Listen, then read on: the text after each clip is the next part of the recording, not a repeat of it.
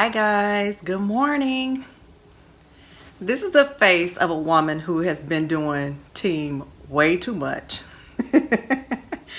I should have been out of bed about an hour ago to start my morning, but to be honest with you, I'm exhausted with trying to balance my business and my baby, working double time and triple time in my businesses, and trying to keep up with my baby and dating. I am pooped. Yep, I think Fred and Rick and I had a conversation this morning. You remember who Fred and Rick is, right? Fred and Rick are my pillows behind me. The ones I've been booed up with, that we have an understanding for the last 2 years that it's just the three of us and we kick it and they hold me, they rotate, alternate holding me when I'm feeling sad and lonely. Well, yeah, I had a conversation with them today and I was in my feelings because I was like, you know what? I really don't want to go to work today. I need a mental health day just to kind of get myself together. So that's what I'm doing today. I'm not dating. I'm not working. I'm not picking up a laptop. I'm not answering any emails. I'm checking out a match. I'm not doing anything other than talking to you today. The rest of my day is going to be filled right here in this space doing absolutely nothing.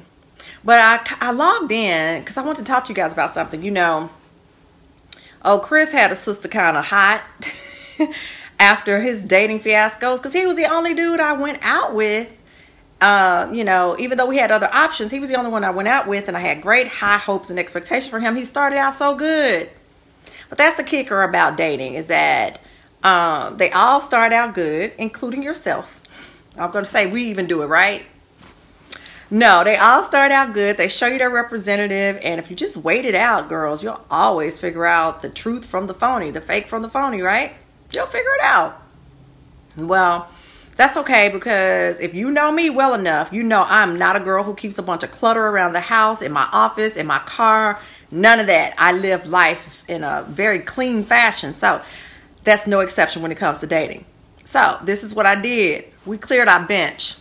I cleared the rosters, girls, because it was full. So I'm out drafting some new players. So we got 2 new ones in the lineup. Let me give you the rundown on them. Okay, so you know we give nicknames to everyone, okay? So if we ever make a love connection, he won't be so hot I can tell him who he is, right? So we just met someone. We're going to call him Mopra. He's the man Oprah Winfrey. So I'm going to tell you why I call him Mopra. So he is a brother from another persuasion. He's on the milk chocolate side, and he's in sports, but he's on the media side of sports. A very handsome guy. Has pretty bluish gray eyes. Yes, got a nice little flavor and swag about him. I read his profile. I mean, very, very well written, funny. So we've been inboxing back and forward. You know, one of the things I liked about him is sometimes when you're inboxing, after you get through all of the little pleasantries, how was your day? Hope your week is going well.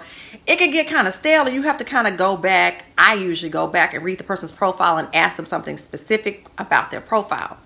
The reason I do that is because it does a couple of things. One of the things that guys have spoken to me about on online dating is the fact that they get catfished a lot, which means women post old pictures of themselves and not their current pictures. There are also scammers online. So yes, be cautious, lady. There's also scammers that pay for subscriptions. They often have poses of them working overseas a lot and doing missions work because they know that would tug on a female's heart. And also when they start asking you to help donate to their charities and things like that, you won't be caught off guard when I ask you to wire money. So yeah, be cautious about that. So with me asking them specifics about their profile, it lets them know that I'm an actual human and not a robot or a scammer. Also lets them know that I've actually taken the time to read their profile, and it gives me a springboard so that I can ask questions. Well, Mopra, child, he is not on my profile at all, but he is giving me some thought-provoking questions. One of the things Mopra has asked me pretty much is, he's like, okay, I see that we both like music and concerts. What's the last, most recent concert that's in town that you're interested in going to? And I had to go ahead and be honest. This is where you be honest, girls. Don't start faking the funk. Start Googling stuff. I just kind of told them the truth. I was like, you know, unfortunately, I've been so busy with work that I haven't had the opportunity to actually look and see what social events are going on around town. So, of course, he responded back and told me he's into 70s and 80s cover bands. And then he responded back very quickly. He was like, well, look, I noticed you like to travel. Where was the last place you traveled? And what do you enjoy most about traveling? So I answered him, and then he told me where he's headed to for work. He says that because he does do the media side of sports events, he's headed to Portugal next month. For a sporting event. And then he goes on to tell me I asked him about his weekend, and he told me he went to a barefoot yoga party, and I was like, what is that? So he kind of explained it to me. It was very, very interesting. He said basically it was a theme-based party that he was invited to, where there were a bunch of singles that were there, and they watched the women do yoga first, and then the women in turn dressed the men in outfits of their choice. Hold up. What kind of freaky deaky mess is this? Did he just say they watched the women do yoga first and then the women dressed them in outfits? We're going to have to watch Mopra talking about some barefoot yoga theme party. Then we dress each other up. Ain't nobody getting dressed up around here. Now back to what I was saying. And then his next question to me was, oh, Renee, if you could do a theme-based party, what would it be?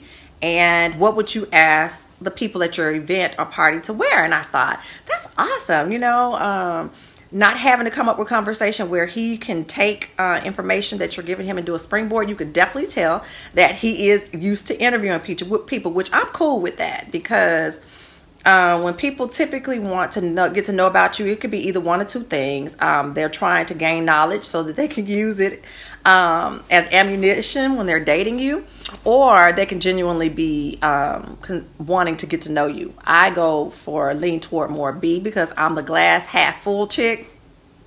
So yeah, it was kind of cool. So we got a chance to chat about that. So yeah, he's very responsive. His grammar usage, the teacher and me, child, don't worry about it. Pray for me. Was impressed by his formation of sentences and thoughts. I thought that was awesome, because communication is wonderful. So that's him. That's Mopra. So we'll keep chatting with Mopra. I think all of his kids are grown. I think he said he had 2 grown children. So that's cool. Now, we're also talking to someone. I'm going to call him Poetic Justice. And the reason I'm going to call you Poetic Justice is, well, first, let me tell you about Poetic Justice. Poetic Justice is 6'5", and you know I love height, girls. So when I see that, I'm like, yes, at least he's going to be 6 feet. Because, you know, I told you these dudes be lying about their height. So we can at least say he's 6 feet and I can wear my heels, because, you know, that's important to me. So when I channel my inner prom queen, the inner prom queen in me can wear my high heels, right? So, yeah, he's 6'5", according to his profile. He says that he actually is a 6'5"er.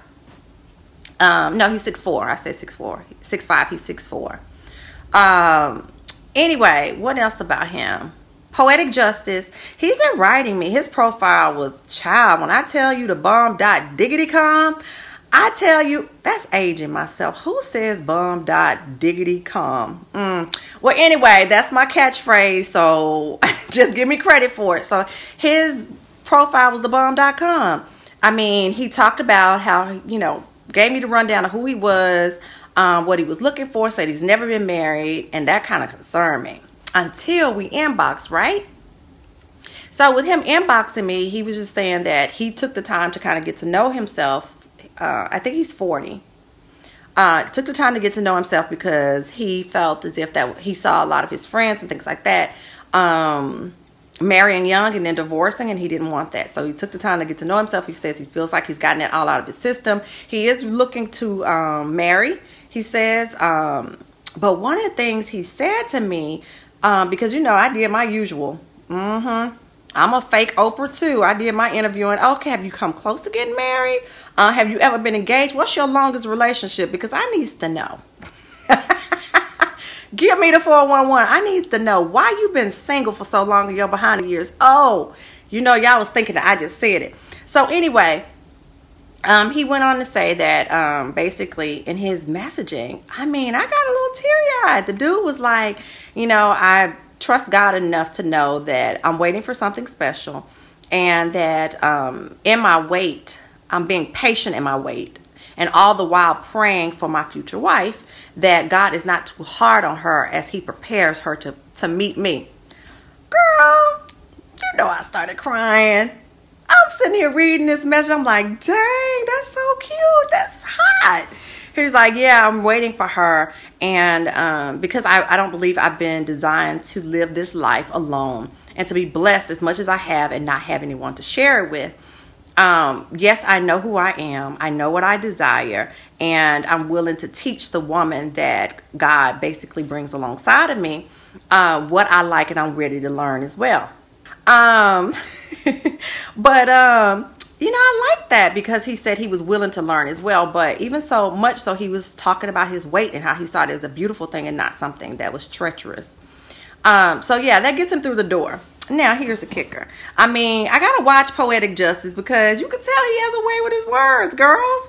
Okay, being his age, he probably has, you know, talked up on a lot, but I'm okay with that. Cool, that's all right. That gets your foot in the door, just like with the interview. Now time is going to tell all. So yeah, I'm patient. I'll wait it out too.